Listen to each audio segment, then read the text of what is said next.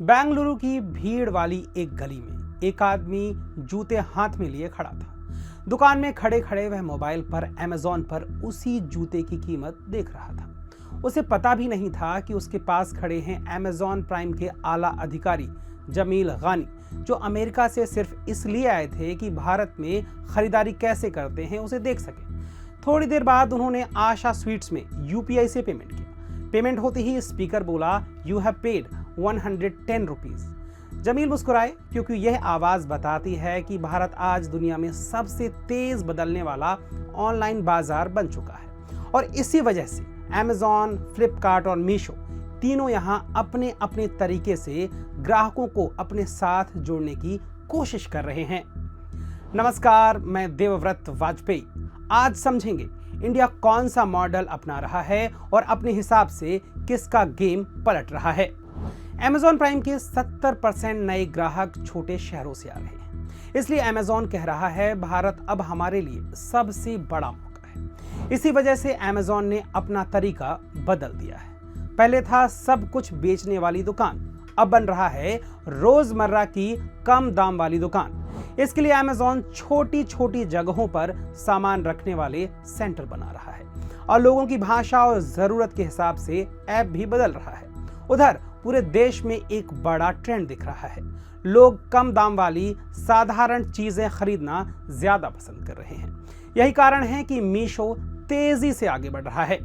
Amazon India ने कम दाम वाले प्रोडक्ट के लिए अमेज़न बाजार नाम का नया सेक्शन बनाया है। बाजार में हुआ बड़ा बदलाव। विजिट्स 4 गुना बढ़ गए हैं। खरीदारी करने वाले ग्राहक 8 गुना। कुल ऑर्डर की बात करें तो ये 11 गुना बढ़ चुका है और 65% ग्राहक छोटे शहरों से। बात करें फेस्टिव सीजन की तो रोज के शॉपर्स 150% बढ़े हैं। नए ग्राहक 400% बढ़े हैं। अमेज़न का प्राइम लाइट मॉडल अब विदेशों में भी कॉपी किया जा रहा है। मतलब इंडिया की सोच दुनिया को रास्ता दिखा रही है। भारत का रिटेल बाजार बहुत बड़ा है, $1 ट्रिलियन से भी ज्यादा। इसमें ऑनलाइन शॉपिंग सिर्फ 9% है। क्विक डिलीवरी की बात करें तो ये 2%, बड़े मॉल और सुपरमार्केट 12% और बाकी 78% अभी भी छोटे किराना दुकानदारों के पास है। इसलिए अमेज़न, फ्लिपकार्ट और मीशो तीनों अपनी जगह मजबूत करना चाहते हैं। बैंक ऑफ अमेरिका कहता है महंगे सामान लेने वाले अमेज़न पर, शहरों वाले फ्लिपकार्ट पर, कम दाम वाले ग्राहक मीशो पर जाते हैं। मीशो ने लोगों को कम दाम में चीजें बेचना आसान बनाया है। इसका तरीका बाकी कंपनियों से बिल्कुल जुदा है। अब 2025 के आंकड़ों पर ही नजर डाल लीजिए। ग्राहक 234 मिलियन, ऑर्डर 1.26 बिलियन, विक्रेता 7 लाख से ज्यादा।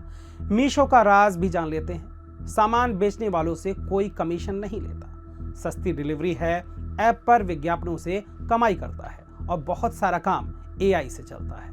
उनकी लॉजिस्टिक्स कंपनी वाल्मो खर्च कम रखती है। यही कारण है कि फाइनेंशियल ईयर 25 में मीशो ने 1010 करोड़ रुपए का पॉजिटिव कैश फ्लो बनाया। मीशो की सफलता देखकर फ्लिपकार्ट ने नया फैसला लिया। 1000 रुपए से कम कीमत वाले सभी सामान पर 0 कमीशन और शॉपसी पर अब कोई कमीशन नहीं लगेगा। इससे छोटे दुकानदार और ब्रांड्स आसानी से ऑनलाइन आ सकते हैं। भारत बहुत बड़ा और अलग तरह का देश है। हर जगह लोगों की पसंद और खर्च करने की क्षमता अलग अलग है। इसलिए यहाँ एक ही मॉडल काम करेगा ये कहा नहीं जा सकता। इंडिया में कई तरह के तरीके साथ साथ चलेंगे।